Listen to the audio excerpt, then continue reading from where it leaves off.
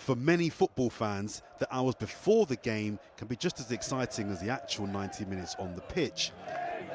But for some, the anticipation of what might happen after the match is terrifying and often life-changing. There was a time where he threw a glass candle at my head because he was cross that his team had lost. But for me, it was like the fear of him coming home and like even the key going in the door. Emma Armstrong is a survivor of domestic abuse. Her partner grew more and more controlling just months into their 5-year relationship. After Emma reported the abuse, he took his own life. But her ex-partner's reaction to games played a role in his violence. I experienced emotional abuse, physical abuse, financial, sexual abuse, but particularly coercive controlling behaviour.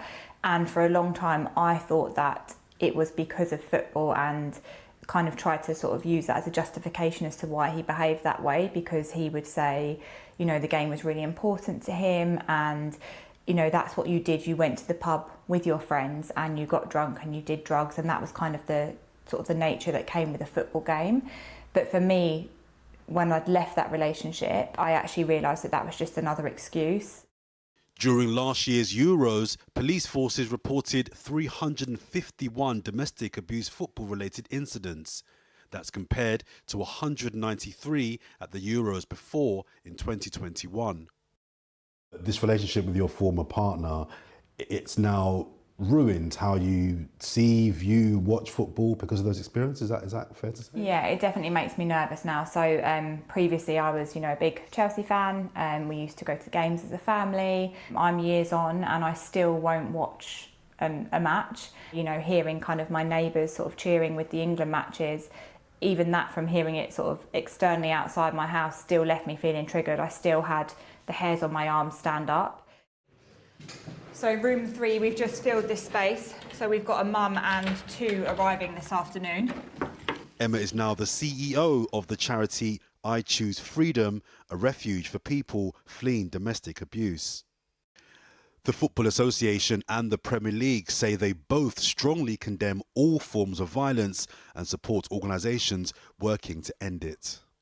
What do you think football clubs, football authorities can and should be doing to, you know, try to do their bit to quell this problem? So I think firstly accepting there's an issue. We know that yes, domestic abuse can affect anyone, but it is heavily a gendered crime, and it is a gendered crime against males to females.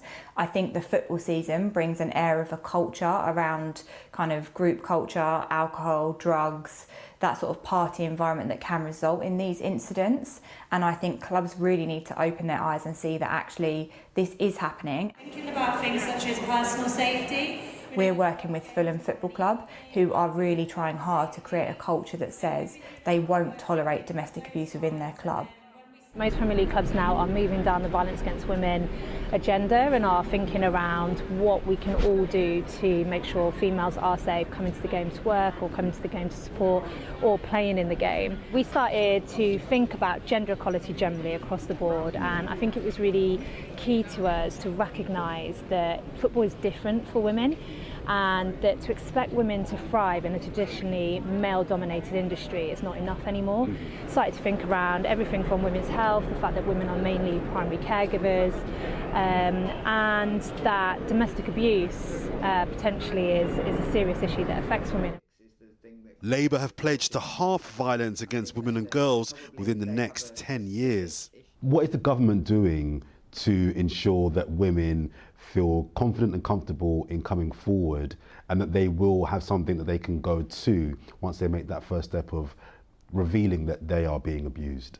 One of the things that we have done here at the Home Office, for example, is we are putting domestic abuse specialists in every 999 call centre, recognising that for some people that's the first time when something has got so bad, so violent, maybe after a football match, that's the time that this has gone beyond them just being able to talk about it. They're now in danger and they're ringing 999.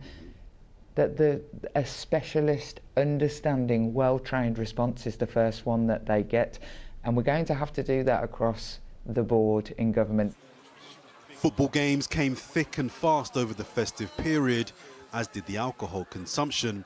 That's a combination for many that turns what should be a joyous period to one of fear and terror. And if you've been affected by the issues highlighted in Jordan's report, you can find support organisations at channel4.com/support.